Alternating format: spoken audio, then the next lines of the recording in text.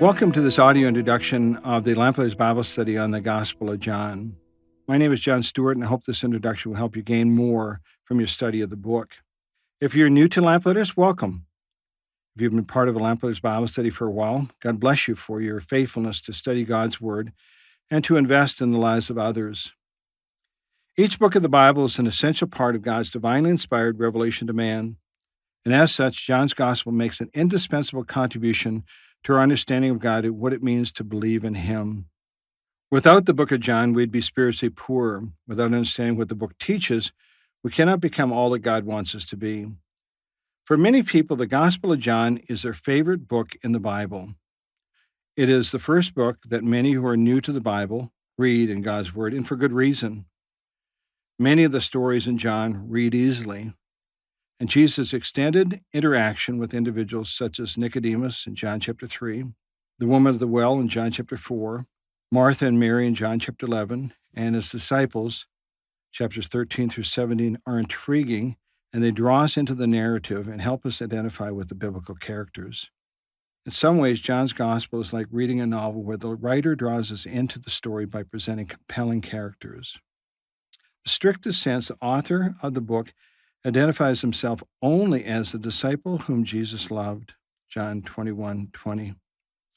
But based upon the book's internal evidence and external testimony, most conservative Bible scholars believe the Apostle John wrote the book at Ephesus between 85 and 95 AD. Now, a word about the theme. No book in the Bible contains a more clearly stated purpose than John's Gospel. If you have your Bibles with you, please turn to John chapter 20, verse 30 and 31.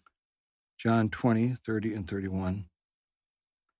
The Apostle John indicated that he had recorded certain signs so that his readers would believe that Jesus is the Christ.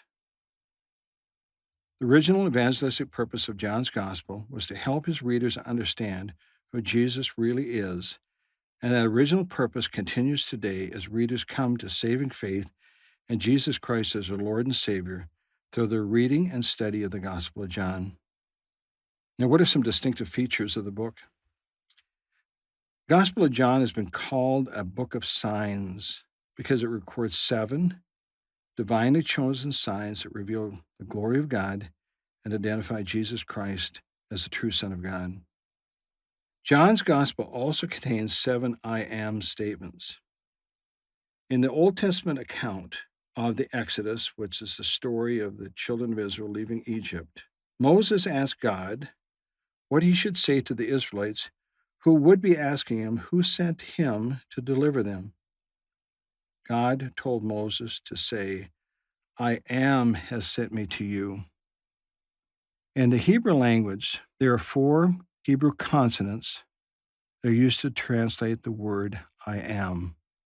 This is known as the tetragrammaton. Out of reverence for God, no Orthodox Jew would ever use this phrase in talking about God. Jesus' use of these sacred words was an obvious and undeniable claim to his deity, but his use of these words about his identity were blasphemous to the unbelieving Jews. John 8:58. Another distinguishing characteristic of John's Gospel is the frequent use of the word believe. The Greek word for believe is found 98 times in John's Gospel. It is most frequently found in the verbal form in the present tense, which indicates continuous active trust in God.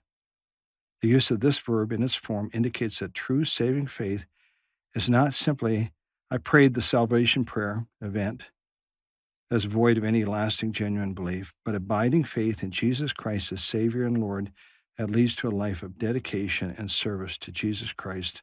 So what will we be learning from the study of John? Well, according to the purpose and the theme of the book, and John's stated purpose, you will learn who Jesus Christ is. Secondly, you'll learn what it means to truly believe in Jesus. And 3, you'll see why some people follow Jesus and why some people, including some of his disciples, so-called, stop following him. Fourthly, you learn who is the Holy Spirit and why is he called the Comforter.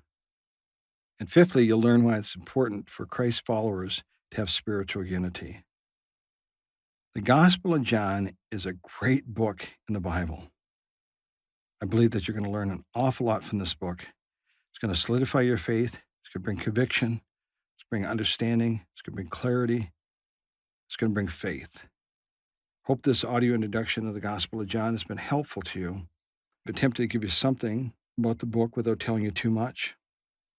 I really want you to discover for yourself much of what the book teaches. Finally, let me encourage you to commit time in your personal schedule each week to do a thorough study of the weekly lessons, and then meet with your small group or Bible class at church to learn from each other and to invest in their lives by sharing the things that you learned.